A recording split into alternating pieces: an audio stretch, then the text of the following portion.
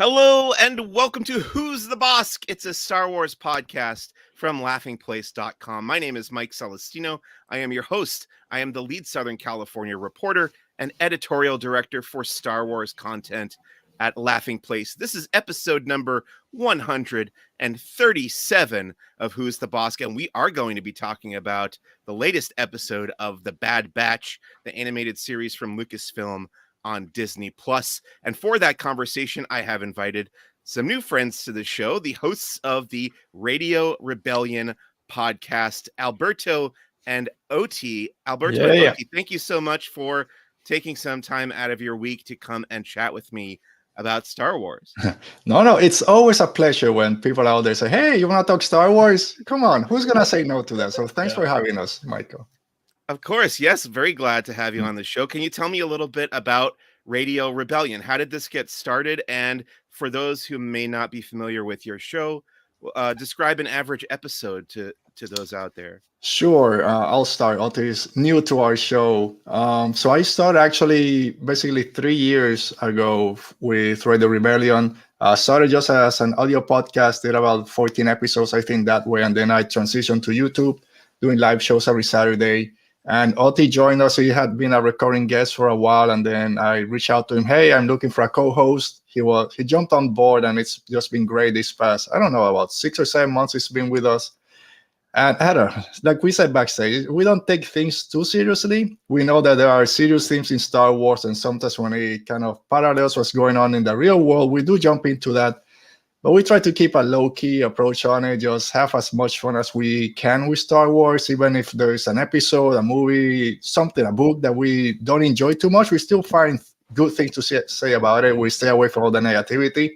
So it's just a fun time that we have every Saturday, an hour, and just have fun around. So, yeah. Great. Sounds like a blast. So we do something on Who's the Bossk called the 5 Star Wars Questions. This is where we get to know our guests' basic Star Wars fandom, give us kind of a base level of their Star Wars experience. So let's start with number 1. What is your earliest Star Wars memory? We'll start with you, Alberto. So I say it's my earliest memory. I don't remember it too much, but it's the one I use. And it's back in 1983, being 3 years old, sitting on my mom's lap watching Return of the Jedi when it came out on the theater, and just bawling my eyes out when Jabba the Hutt showed up, just crying because I couldn't deal with that ugly slug. And so that's, I think, is my earliest memory. And then Star Wars always was part of my life. It wasn't a super fan as I am right now. And then, funny enough, now that the anniversary of the special edition just happened a couple of days ago, being re-released on theaters, that's when I kind of got back into it. And then my love for it just catapulted. And from that day on, it just has never wavered. Fantastic. How about you, Oti? So for me, it's kind of different because I was born in the 90s. So I'm kind of a prequel kid, but the first Star Wars I ever saw was the original trilogy. So actually, my first ever Star Wars memory is this, the VHS box. These covers are just like imprinted in my head. But my dad would put Star Wars on constantly at home. So the thing I remember the most is the trash compactor scene, hearing Luke screaming, 3PO, come in, 3PO.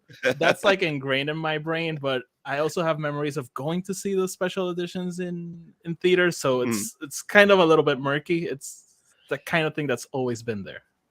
Great, for me, at the very least, it seems like you two are both lifelong fans. It's kind of stuck with you ever since a very early age. So, but currently, these days, what would you call your favorite Star Wars movie or TV show, and why? Let's start with you this time, Oti. And or TV show, or both? Either one, whichever you like to pick. No. So I recently made my peace with accepting that The Last Jedi is my favorite Star Wars movie. I had been in denial for a while. I've always placed it second, but now I'm confident enough to put it third. And I'll say my favorite Star Wars TV show is my favorite Star Wars anything, and it's the Obi-Wan Kenobi show. So great. So that's pretty recent. So it must have made a big impression on you when you saw just as Alberto, we had during our reviews, we had the footage from my security cameras of me watching the show and being like, Uh, I'm really glad that you like that. Yeah, he loves it so much that he didn't make it to our finale when we talked about the finale because he was undisposed. But no, he sent me videos, I his had COVID, reviews, but pictures I of think it. I had COVID. Yeah. Yeah, one of Okay. those things. But yeah. How about you, Alberto? What's your favorite movie or TV show from the Star Wars franchise? All right. So it's changed. So like I was saying, from a younger age, it was always Return of the Jedi. Then when the special editions came out, that changed. I was older, late teens, like 16, 17, 18. And then Empire Strikes Back became my favorite one. It was the more adult one, even though for Star Wars, not really, but you understand. Right. And that was my favorite one till probably about 2 years ago, or a year and a half, when I just did a rewatch of all of them for my show. And for some reason, Revenge of the Sith stuck with me. And for just became like Oti said that he had to accept that Last Jedi was his favorite. For me at that point, I had to make a switch and say, okay, I'm putting back like 30 years of history with Empire to say that at least at that moment, and at least for right now, it has to be Revenge of the Sith. I do have to agree. Every time I watch Revenge of the Sith, I like it more than the previous time. So that one has been growing on me quite a bit from the prequel trilogy. But Empire is still my favorite overall. But yeah, I definitely can see how that might happen. Number 3, who is your favorite Star Wars character and why? Alberto. All right, so he's back there, and you'll see there's a bunch of stuff down here. So it has to be Boba Fett. I've changed a little bit in terms. I say Boba Fett's like he's been retired. He's in the rafters. You can't take anything away from him. So Obi-Wan has become one of my favorites now. I'll let Oti talk about him in a few minutes. So I'll stick with Boba Fett. And yes, like I'm an 80s kid, and Boba Fett was just a cool character with a cool costume. And I'll accept it. That's what drew me to him. Yeah, he died pretty quickly and pretty silly. I don't care. He was a cool looking character with cool weapons and a cool armor. And that's all I needed when I was younger.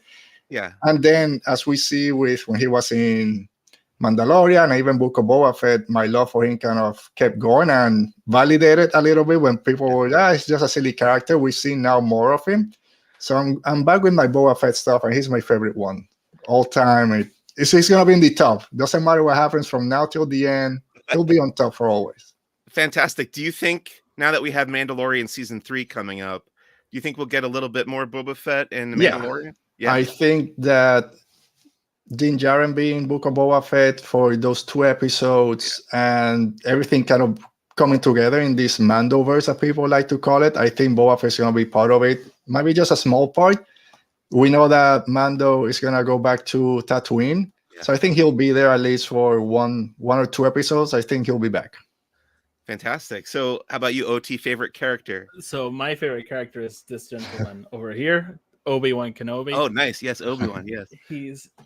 I don't want to say he's the reason I love Star Wars, but he's a big reason why I love Star Wars. I love that character. I love every iteration of the character, from Alec Guinness, Ewan McGregor.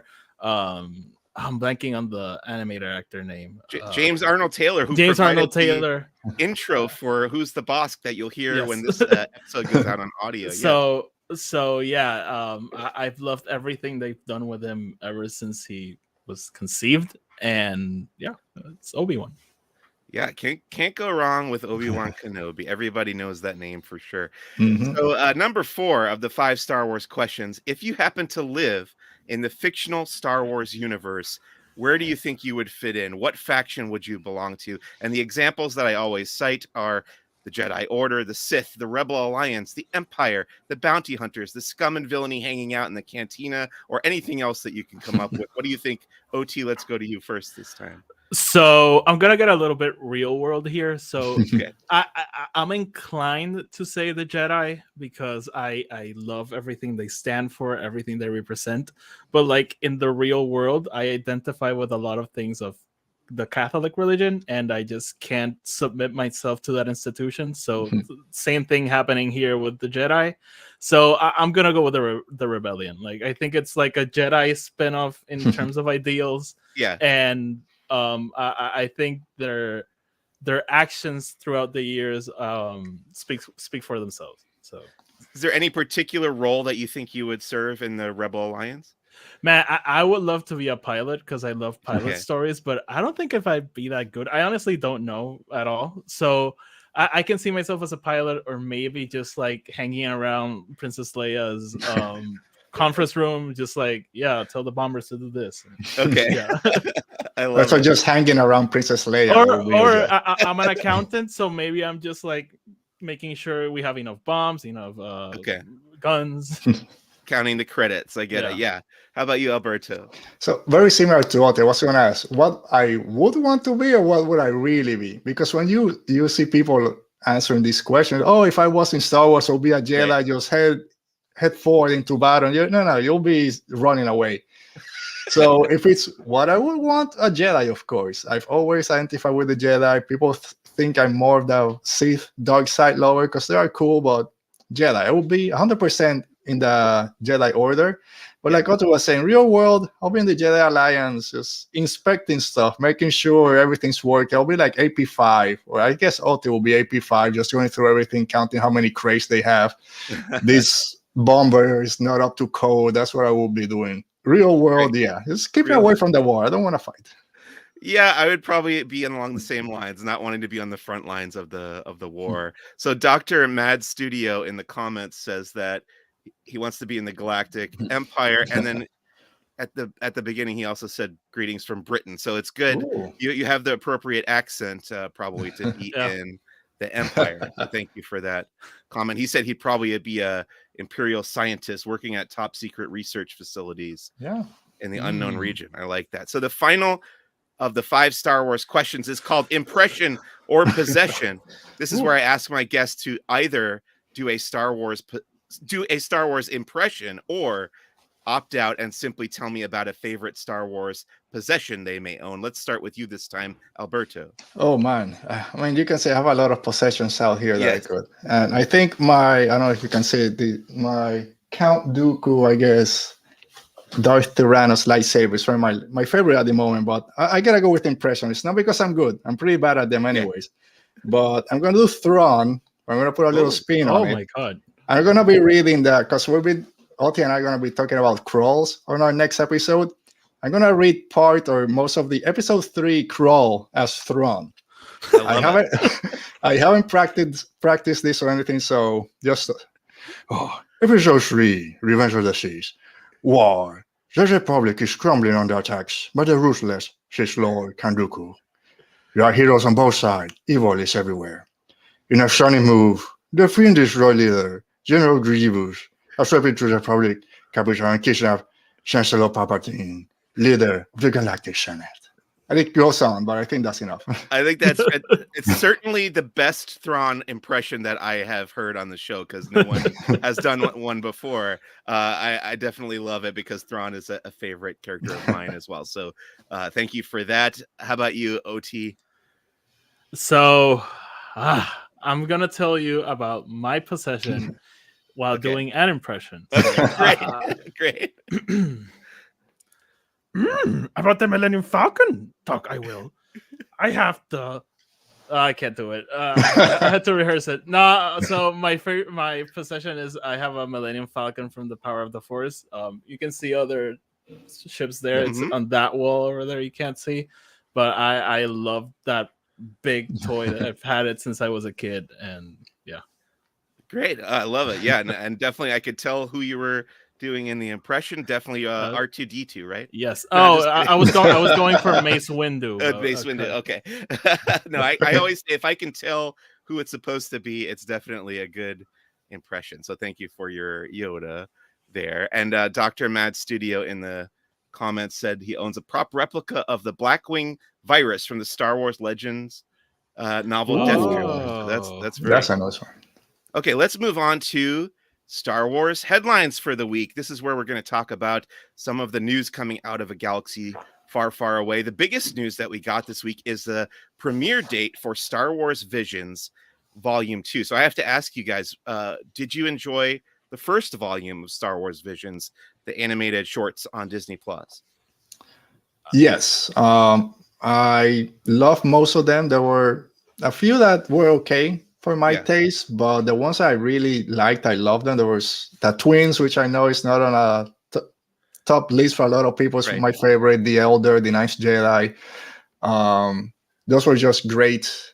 Very excited that we're getting season 2. And I had said before, if we get a second season, I wish they expand a little bit to other nationalities, other cultures to see their take on Star Wars. So I'm very glad that they went this route, and I can't wait for season 2 to come out. Very excited for it.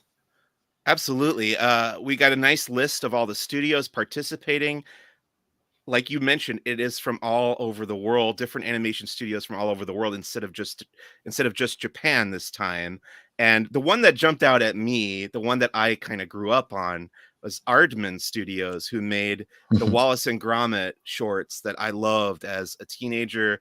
And I love Chicken Run as well. Some of their other films are just fantastic. This is a British stop motion animation studio. So very curious what they're going to do with Star Wars. What do you guys think of this list? I'm dying to see that one because as a kid, I remember those cartoons. So I was like, what are they going to do? It's going to be so weird probably, but I'm very excited about Volume 2 because like Alberto, when I did my review, I said, I mentioned 2 countries that are actually going to be, which is Spain and I said an African country, but they're doing South Africa, which is going to be very interesting. So I'm very excited. Like Alberto, I didn't love all of Visions. There were things here and there that I really cling to, and others that were like, yeah, okay, cool. So I'm very, very excited for this. Me too. So that'll be coming out on May the 4th. We'll be getting all the shorts in Star Wars Visions Volume 2. So that'll be a busy day. We'll have to watch and consume all that. And then I'm sure we'll be talking about it right here on Who's the Bossk as well. Next up in Star Wars headline, it's not great news coming out of the video game world. The video game Star Wars Jedi Survivor has been delayed. Just a month, though. It's not too long of a delay. Just from March 17th to April 28th, we're going to be getting Star Wars Jedi Survivor. It's the sequel to Jedi Fallen Order. And this is now actually going to be coming out in the gap between The Mandalorian Season 3 and whatever we get after that. I think it's supposed to be Ahsoka. Yeah, right. Coming after that. Also, obviously, Visions is going to be coming on May the 4th. So between those things, we'll get Jedi Survivor. Are you guys video gamers? Did you like this first game, Jedi Fallen Order? Oh, yeah. I'm a big video game fan, and I loved Fallen Order. Yeah. Not very bummed about the delay because, you know, it happens. And video games have been releasing very raw recently that they clearly needed some more time in the oven. So if they need more time, just let them have it. I feel like it works out for the schedule as well. We have a very busy schedule this year, at least the first half of the year is just full of Star Wars content. So this kind of fills in a nice little gap there now when it'll come out at the end of April. Speaking of April, though, we've got more guests announced to be attending Star Wars Celebration Europe. Hayden Christensen, of course, Anakin Skywalker, Katie Sackhoff, who plays Bo-Katan Kryze, James Arnold Taylor, who we mentioned earlier, the voice of Obi-Wan Kenobi in animation, Mads Mikkelsen, who's Galen Erso in Rogue One, and Dennis Lawson, of course, Wedge Antilles in the original trilogy. Now I have to ask you guys, are you Celebration attendees? Are you planning on going to the one in London this year? Unfortunately not. I'll let Oti answer. It's too far from me. I'm down in Florida. So I won't be able to go over there. Hoping that it comes back to Florida, to Orlando sometime soon. They were here for the Last Jedi one, I guess 2017 or before it came out. So hoping for them to come back so I can finally go to my first celebration. Really excited to be able to go one. For all those announcements, Galen Erso, for some reason, is the one. Matt Mikkelsen threw me for a surprise that he's going to be there. So very, very happy. If I was there, that was one person that would say, you know what, I'm going to go try and meet Matt. He's done a lot of other cool stuff. I'm going to try to get there. He's such a great actor. He's, like you said, he's been in so many great things. And you just did an impression of his brother, Lars Mikkelsen, who voices Grand Admiral Thrawn. Oti, are you a Celebration regular attendee? Or no, I'm not. I'm an accountant, so that means April, March is completely off the limits for me for taking vacation. If it was like closer, like maybe Orlando, I could maybe like try to make it, but it's definitely gonna be CouchCon for me. I'll be watching but yeah. I'm glad to know that you guys will be paying attention at the very least, and hopefully, you'll get your wish, and they'll go back to Orlando, and you will get to attend in a future year. Star Wars comic book that came out this week. We only got one new issue this week, which is rare. There have been so many comics coming out, but this week we got the debut issue of Sana Starros from Marvel Comics, which I read and reviewed and enjoyed quite a bit. This is written by Justina Ireland, who's done a lot of stuff for Star Wars before. And it expands upon this character that was introduced in the 2015 Star Wars comic book that I've enjoyed. She's a kind of a scoundrel type character. And in this comic, we get to meet her family, and they get entangled in a story with the Empire, as you would expect. Are you guys comic book readers? Do you keep up with the Star Wars comics? Unfortunately, no. There's so many. I do the books mostly. There's some of the High Republic's comics that I've kept up to try to keep up. It's funny that for Sana Saros, like you mentioned, a character that was introduced. What was it, like Han Solo's wife or something when she was introduced? And now, controversy. Oh yeah, I remember that. How far she's come. If you go back now to the High Republic, we have a Staros there. Are they related? So it's a character that might seem like a gimmick. Han Solo's wife just for one run, and now look, she has her own comic line. So even though I'm not following it, it's so exciting to see a Star Wars character have that kind of arc to keep going from one little comic now to have her own series. Yeah, it's great when characters from the ancillary publishing world get become bigger and bigger, and eventually you'll see them pop up in live action. Hopefully we got Black Chrysanthemum from Dr. Aphra Comics in the Book of Boba Fett last year, which was fantastic. So this is kind of a fun little video that was released as the next item on the Star Wars headlines. The official Star Wars YouTube channel has put out this lo-fi Starlight Beacon video from the High Republic. And these videos are intended to just play in the background when you're reading or studying, doing homework, that kind of a thing. Have you guys checked out these videos before on the Star Wars YouTube channel, the lo-fi Star Wars videos? I've seen like bits and pieces of them because people like send it to me, but I haven't like sat down and like watched them. Well, that's the great thing about them is you don't really have to to sit down and watch them. They're just intended to be fun background noise and calming, soothing music while you do other types of work. So that's available now on the Star Wars YouTube channel. And now we're getting into the toy news from this week. That's the stuff that excites me. Hasbro has announced a whole list of new Black Series and Vintage Collection action figures coming to their Star Wars lines. Very excited for all this. We've got the whole list on laughingplace.com. And then Funko also has released a list of Return of the Jedi Funko Pops coming to their line for the 40th anniversary of that film. And then Lego also revealed a new miniature helmet of the Bausch helmet that Leia wears in Jabba's palace and Return of the Jedi. Any of this stuff jump out to you guys? Which of these announcements appeal to you the most? Funkos. Funkos. Before talking about the lo-fi for Starlight Beacon, same thing. I don't listen to them that much because I'm not a lo-fi kind of. My taste in music is a little bit different, right? But I'll say I did fast forward that to see if the Starlight Beacon was crashing down into the oceans, but it didn't. It wasn't falling down, so I'm like, they missed on that point. That's a disappointment, For me, and I saw the announcements. So, Mesa Funko Pop, that's what I collect. Yeah, I do have a few Black Series back there and some other stuff, but Funko Pops is my thing. I try to put a little pause on it because you get into it and then you don't know how much you spent. Although I do have the Boba Fett's the Major's Mayordomo, which is coming out in about a week and a half. That's on pre-order, so that will come soon. Okay. But some of those Return of the Jedi ones, we finally got the Leia with the Endor Leia with the poncho that people have been asking for that. So that one's cool. And I really like the Darth Vader without the helmet. He's just lying there kind of chilling. Like, I'm just dying. Just leave me here. So that was a cool one. Great. Go ahead, Oti. So I used to buy the Funkos, but there's no more Funkos in my house. Like, no, it's too much. I do love buying Black Series, as you can see.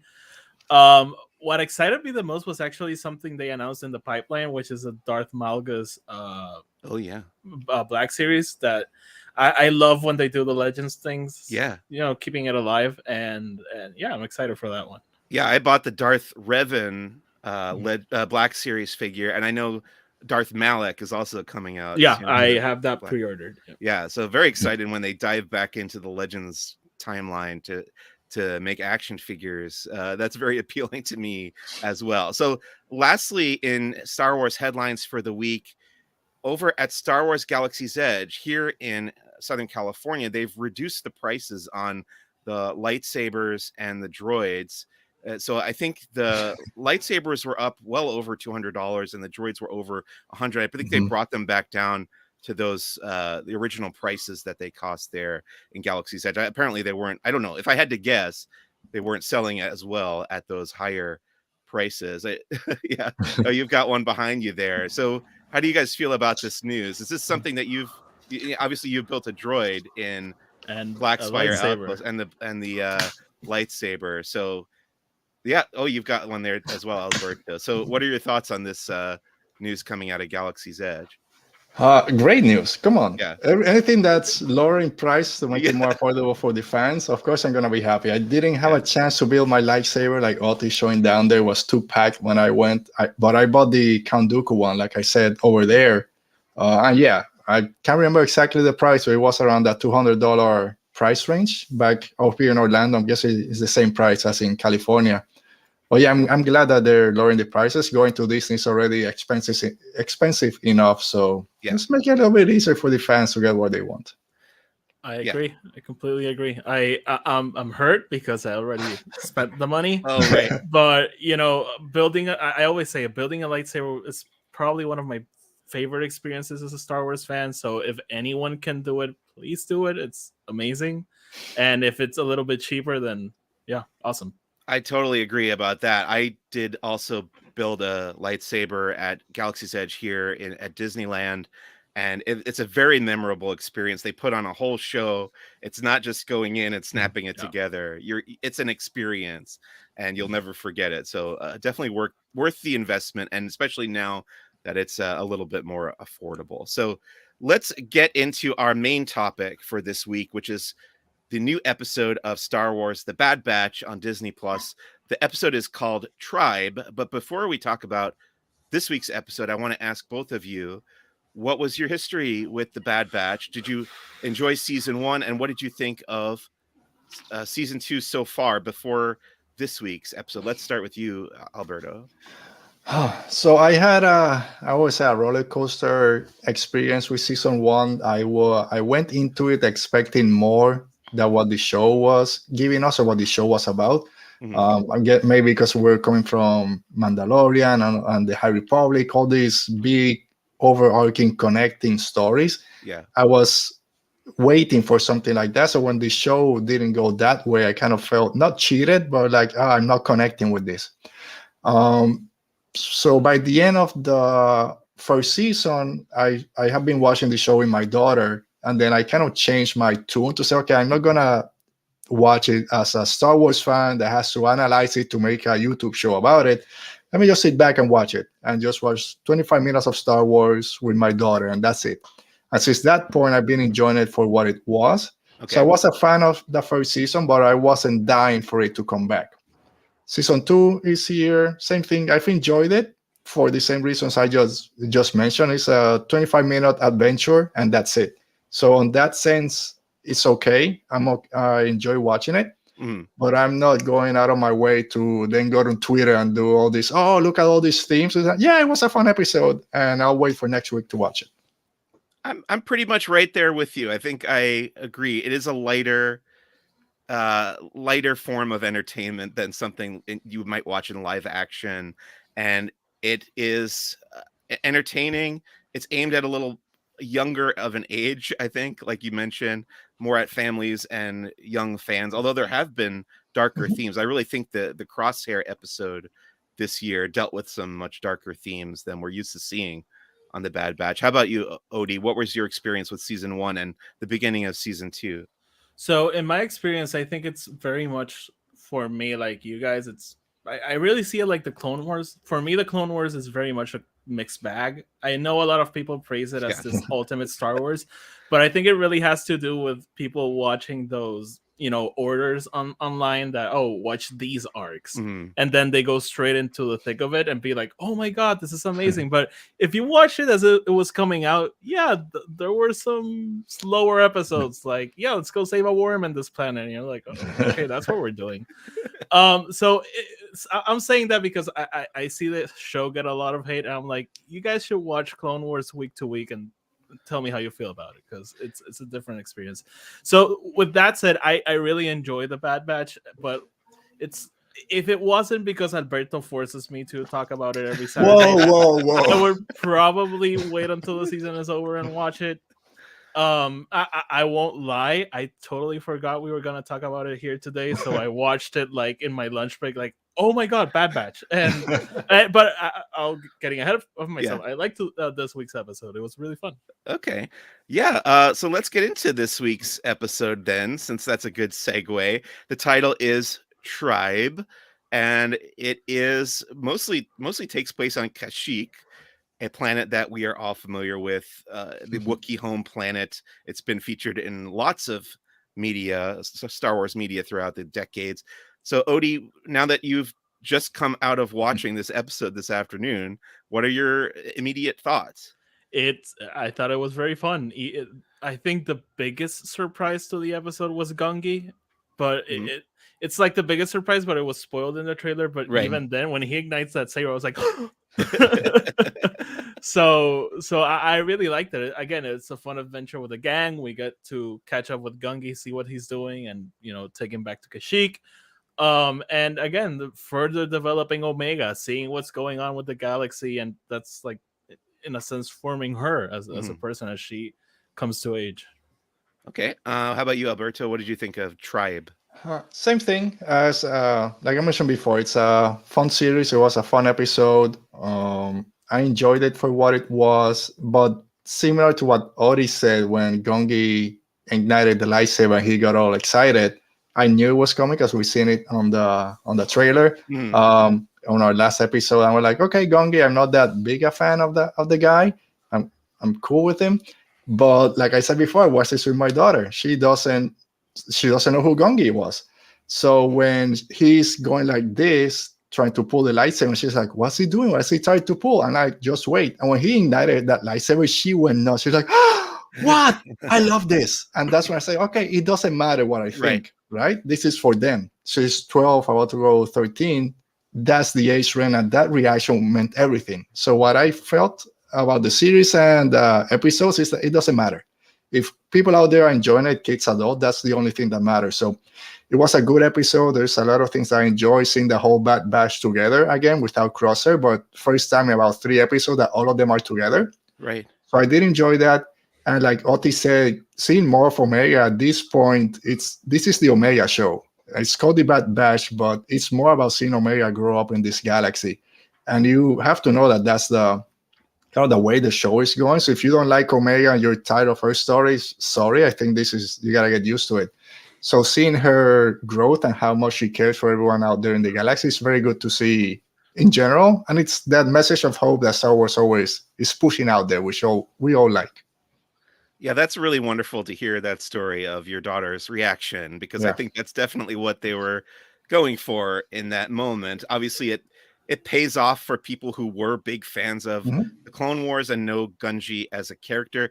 I think my relationship with the Clone Wars is similar to yours, Oti, because I thought it was kind of hit or miss, and I think people tend to remember the great things about it and kind of push the other stuff aside. But that being said, it is really nice to have this connection with this character that pays off later on in other Star Wars media. I think that's one of the wonderful things about this franchise.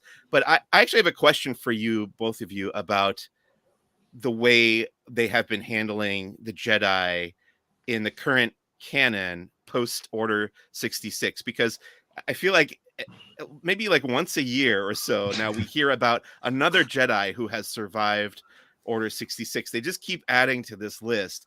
And as somebody my age who grew up on the original trilogy, there's that line in Return of the Jedi where Yoda says to Luke, when gone am I, last of the Jedi will you be? I won't do the impression justice like you would, but to me, it was always very important that, Obi-Wan survived Order 66, Yoda survived Order 66, and then when they are gone, Luke is the last one left. Now we have all these Jedi out there in the galaxy who survived, and I have to wonder, like, well, are they going to survive up through the original trilogy? And if so, why weren't they around? Why didn't they help fight the Empire? It raises so many questions in my head. Is this something that bothers you when you hear another Jedi has survived Order 66? I think Oti and I might have different opinions on this. We'll see. Okay. I think we do. I would love to hear them both. Yes. I think I'm similar to your thinking, Michael. We're similar generations growing up in the 80s. And not that I hate all the Jedi that have survived, but I do think that the more that we get, it kind of dilutes a little bit Return of the Jedi and what it meant for Luke at that point to hear that. But I'm not one to say, oh, they all have to die before the original trilogy because they were not there. The way the people writing these stories, they know what they're doing. They'll find a way to justify it. Ezra is all in the unknown regions. Ahsoka was in the War Between Worlds, or she was looking for Ezra. So there's reasons. They're working for reasons for it. But yeah, now we have Cal Kestis, we have Grogu, and who else? I don't know. So it's kind of, okay, how many more are we going to get? Everyone who wants Gongi that we know. So that kind of explain a little bit. Yeah, all the Jedi that survived, they went through this path into hiding and we're trying to get them away. So that kind of makes sense a little bit. But I also get like you, Michael, like everything. Okay, another one, really? How many are there? So it kind of dilutes might be a strong word, but I would hope that they don't keep going back to this and keep giving us more and more Jedi that survive, because it kind of changes what we felt back in 83 and all through the 90s watching the original trilogy. Yep. That's pretty much how I feel. How about you, Oti? So I like Alberto anticipated, I fall in a different camp here. We haven't really talked about this ever. No. But I was the kind of person that when we were nearing the sequels coming out, I would hear people say like, oh, we're going to have some Jedi that survive Order 66. And I was like, oh, come on. Nobody survived Order 66. Yeah.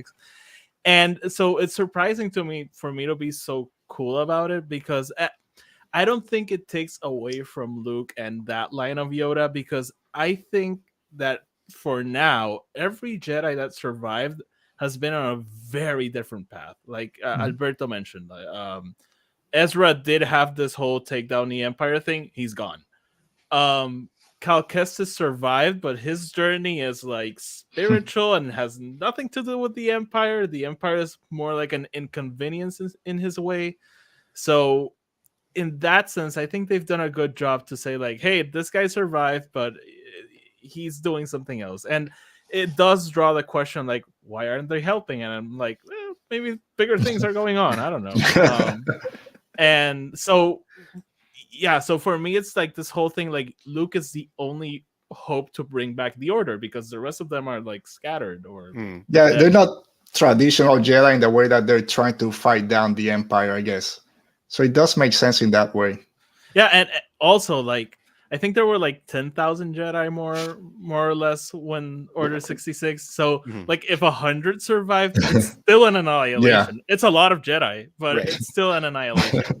Yeah, that's still a pretty sizable percentage of them that were wiped out. But yeah, I like your point about them not being traditional Jedi, because certainly that would apply to like Ahsoka, who we now know is around past Return of the Jedi, but she left the Jedi Order at the end of the Clone Wars. So yeah, she has the powers, she has the ability to use the lightsabers, but she doesn't call herself a Jedi anymore. So it is an interesting thing to dive into, I think. But other than that nitpick that keeps coming up, and it does bother me a little bit, but other than that, I did really enjoy this episode. I thought it was really well crafted. It was moving in parts. I especially liked when the Bad Batch were learning about Wookiee culture, because it's something that we haven't really dived. It reminded me actually a little bit of the Star Wars Holiday Special, where we got to spend some time with the Wookiees and learn a little bit about their lifestyle. And I guess the other thing that really stood out to me about this episode were the action scenes. I thought, they're not terribly long action scenes, but they're really well put together. And I wanted to ask both of you, was there anything that stood out to you about the action in this episode? Any memorable moments? So for me, it's like a little moment. It was kind of shocking to see them use separatist tanks, Yeah. and it brings home that whole thing that the war was just one side fighting each other. Right. Because now we see the Empire using both kind of technology. So for me, like really hit home that point. Okay. Yeah. How about you, Alberto? I mean, we always say one of the greatest things about the Bad Batch is the animation style. So you're seeing that fight on Kashyyyk with all the fire and all the forest, that was really incredible. Maybe not fight related, although there was a little bit of action. I love the droids at the beginning, even though I know there's slavers and all that stuff. Right. But just seeing a group of droids kind of organized, having their own job, and the greeter by the door, then the manager sitting down. They're droids, but they have their own consciousness to now form their own kind of company, their upstart. So that was funny to see, and I enjoyed those droids. I always love when droids called humans or biologicals or whatever, because it's always, oh, droid, shut up, and say, well, what's your problem, human? So I do enjoy those bits. Yeah, so this was a new faction introduced called the Vanguard Axis that we hadn't met before. I looked it up on Wikipedia. I thought maybe this was borrowed from some other piece of media, but apparently this is newly created for the Bad Batch, the Vanguard Axis, kind of a droid criminal organization entirely run by droids. I like that quite a bit as well. And then we got to see some Trandoshans on Kashyyyk. As you know, my podcast is named after Bossk. I'm a fan of the Trandoshan species, so I like when they pop up. And they are, in this episode, they're mercenaries working for the Empire, kind of both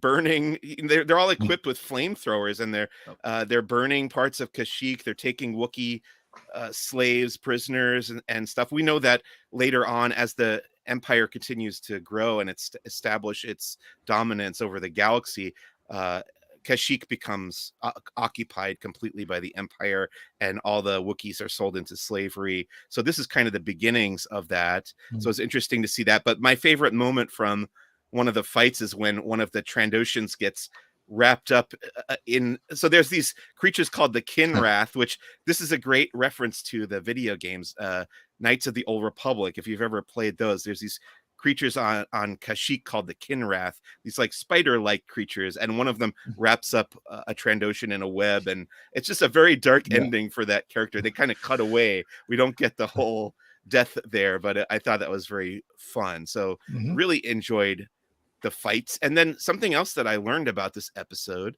from Star Wars Explained, Alex over there at Star Wars Explained, I had no idea about this. A lot of the elements of this episode were actually lifted from an uncompleted arc of the Clone Wars. Yep. Did you guys know about this when you saw this episode? No, I read about it afterwards. Yeah. How do you feel about them taking elements from these uncompleted arcs? Because I know they've done this before.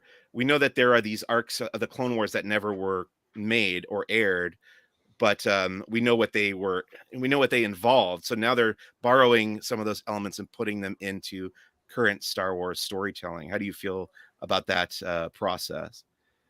You want to go first, Oti?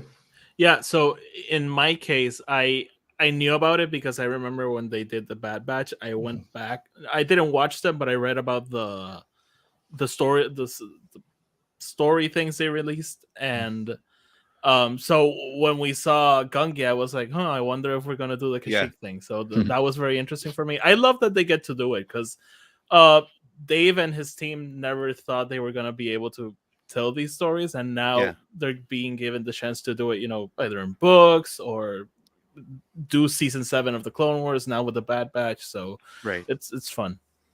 Yeah, it's interesting because you see people, I know there's a big faction of the Star Wars community who want Dave Filoni to go back and complete all those unfinished arcs of the Clone Wars. But it does seem like instead of doing that, he's taking those and peppering in the pieces of those stories throughout some of the current, he's working on the Mandalorian, Book of Boba Fett, and here in the Bad Batch. Obviously he produced Resistance and Rebels before this, so it's good to see that stuff getting used somewhere. If they can't actually make any more episodes of the Clone Wars, it seems like that show has pretty definitively come to an end.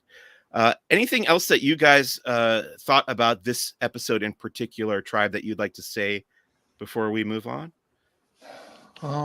Like you, I enjoy the Trandoshans. I like Trandoshans in animation because we can see how different they all are. It's not just the same costume for everyone. So I love seeing all the different Trandoshans, just like lizards. They're all different. All the colors. The general or commander, I don't know, the boss of all the Trandoshan was very colorful, orange, yellows, all this stuff.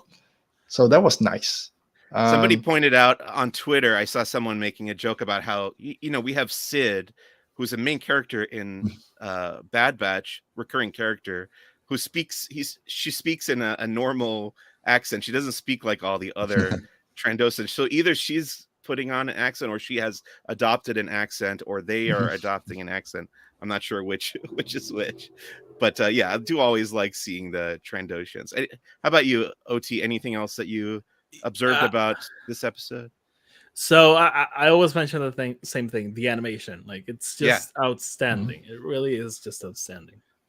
Yeah, I noticed that too. It's such a gorgeous looking episode. The backgrounds on Kashyyyk are also wonderfully rendered, and those were very, very memorable. And I saw somebody on Twitter, I think one of the background artists were talking about how they consulted some of the previous representations of Kashyyyk to put this together. I think they just did a fantastic job. It's always nice to return to that planet, the Wookiee home planet of Kashyyyk.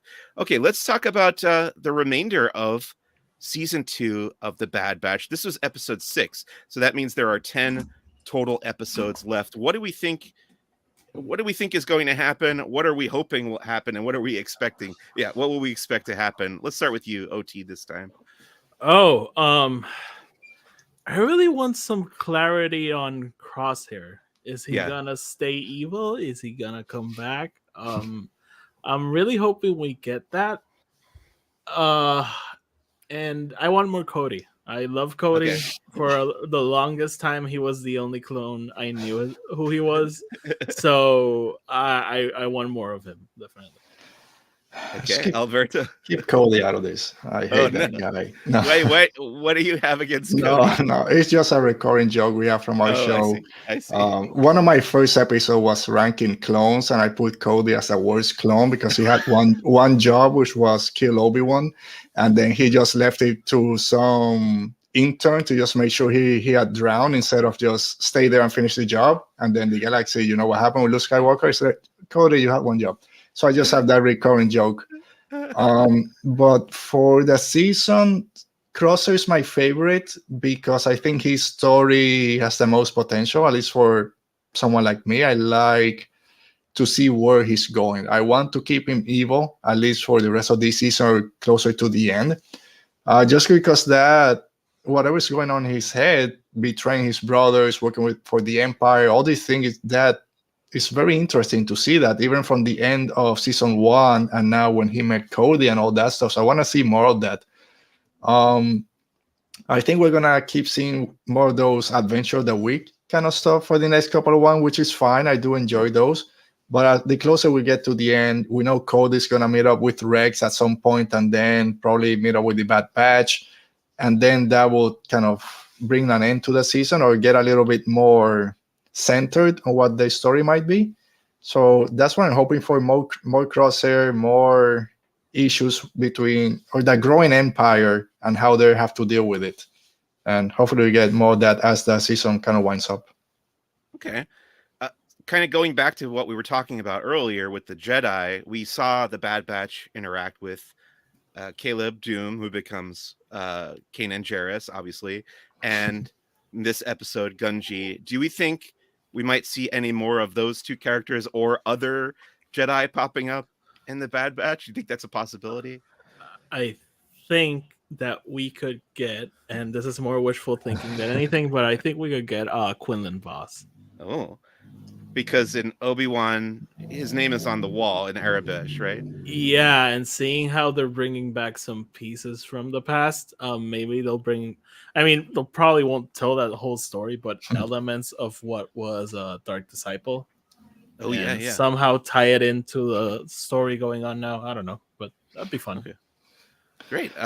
In the comments, our friend Drew, when I was talking about Kashyyyk, he said there's no lumpy. Yeah, unfortunately, no itchy, no lumpy. No. Sorry about that.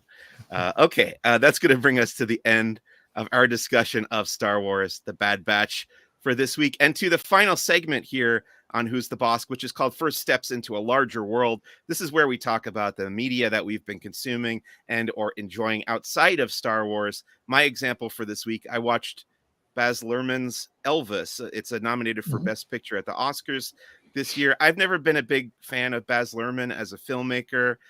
My wife was more excited to watch this movie than I was, I have to admit. But I don't know. It wasn't really my thing.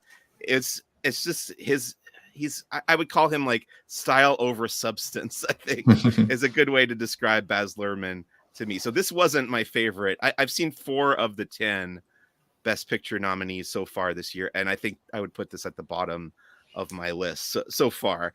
How about you guys? Anything that you've been reading, watching, video games you've been playing, anything like that?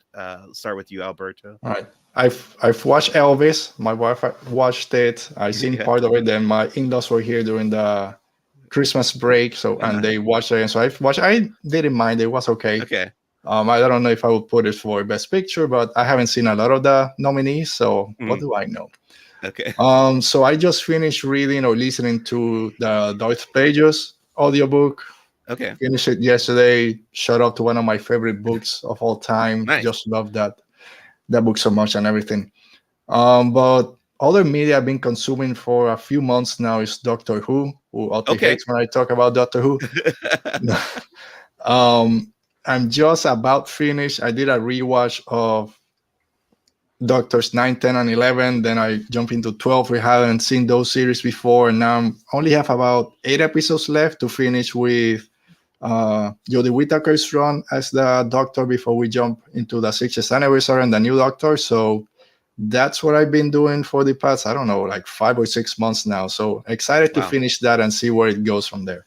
Yeah, Doctor Who is one of those science fiction franchises I've never been able to get into. I think I've seen 1 episode ever, but I know the new season is going to be on Disney Plus in the United States. So if you, I'm not saying that you need to sell me on this, but if you could, knowing what you know about me, I know we've only talked for 1 hour, but how would you recommend, what would you tell me to recommend Doctor Who for me to check out Doctor Who? It's difficult because, as Oti will tell you, a lot of people will tell you, forget about this Doctor and just watch this episode. If you don't want to watch anything, just watch these specific episodes. And I take that as, like you were talking before with the Clone Wars, you can't pick and choose. I think you need to watch the whole thing, because the Doctor, even though he changes characters or changes actors, this story is very important to know his whole backstory. Every new Doctor that comes on has his own personality, their own way they see the world, and with their companions, everything's different. And that's why some people enjoy one Doctor over the other. But for me, you need to start from the beginning, or when it kind of started again back at the early 2000s. I think you need to start there. Some of the first few episodes do take a while, but after that, you start getting into it. It's sci-fi, it's silly, got its silliness in there, but there's always a through storyline that hooks you, at least for myself. Okay. And for me, the Doctors I love the most are the one that also very Star Wars, have that spirit of hope. David Tennant has that, and then we jump to Matt Smith. I can't believe I just forgot. He also has that characteristic. So I love, those are my favorite ones. So for me, it's difficult to say, oh, you gotta watch this episode, because I think if you don't know a little bit of history, it's gonna taint those episodes a little bit. And if you don't want to watch the whole thing, at least start with a Doctor from when he's introduced, or she, with Jodie Whittaker. Start with those seasons first, not jump into one episode with a Doctor that you don't know who they are and their backstory. at least start with their introduction where they regenerate and then grow from there. Okay. Yeah, this is another thing that my wife is more into, certainly, than I am. So eventually I will get to the point where I check out Doctor Who. But how about you, OT? Anything that you've been enjoying lately? Quick point on Doctor Who. I'm like Okay. you. I can't get into it, and I figured out why. And I love British media. I love their comedy. I love their sense of humor. But Doctor Who is just a little bit way too British for me. And that sense of whimsical that rubs off on Star Wars, actually, and I love it. It's just way too much in Doctor Who, and that's why I can't get into it. But Mike, I'll disregard what Alberto said. There's an episode from the David Tennant era called Blink. It's a great bottle episode, a phenomenal episode. And check this it is out. is this the Weeping Angels? Yes. Okay, I know about this. I haven't seen it, but I know about it. You don't have to see anything else to watch that episode. It's just a great piece of media. So anyone who has the same issue as me, watch it. I'm really not doing that much because I'm very I have a lot of workload right now. Sure. So yeah, it's getting to be the busy season, like you said. Yes. So, but what I am watching and loving is The Last of Us. Yeah. I adore that video game, and that show is just hitting it home for me. Boy, this week's episode was so wonderful with Nick Offerman. That was great. Sensational. So I'm having a blast with that show. Yeah, we're really enjoying that and I also have not played the video game, but you said you love the video game. I love it. But I did order, so after this week's episode, the next day I ordered the game on PlayStation 5. Oh, awesome. It's coming from Amazon. So what I'm doing is, like, on Saturday before the episode, I play the section of the game that I think is going to be the episode and a little bit of what's coming next. So having a lot of fun doing that because I played the game a couple of years ago, so it helps refresh what's coming, and it's been a ton of fun. Great. Yeah, definitely looking forward to more of The Last of Us, both on TV and in the video game form. So that's going to bring us to the end of this week's episode of Who's the Bossk. Big thank you to Alberto and Oti from Radio Rebellion podcast. Thank you so much for taking an hour out of your week to come and chat with me about Star Wars. Really appreciate it, guys. No, thanks for having us. This was a ton of fun. As Alberto said, we love talking Star Wars, and whenever the invite jumps, we'll try to squeeze it in somehow. Yeah, it's always there. Thanks for having us. Real quick, forget about Blink. Go to Silence in the Library. Also with David Tennant, a very important character is introduced. Dr. Is that a bottle Riversong. Episode? Is it like a standalone? Okay. Yes. I'll check it out. Silence is a two-parter. Okay. Two-parter. Silence in the library. Okay. That's top-notch. Okay. Good to know. I'm going to check it out. Where can people go to find you guys and Radio Rebellion? So I'll start. So you can find us on Twitter, Instagram, and Hive, although I'm not using it that much, at Radio Rebel Pod. Then we have our live YouTube shows every Saturday at 5 p.m. Eastern. So we'll be there this Saturday, repeating a lot of the same things that we just said, talking about Bad Batch, Visions. No, that's fine. We'll get our thoughts back. Last of Us will cover it. And then that gets released as an audio podcast, usually on Mondays.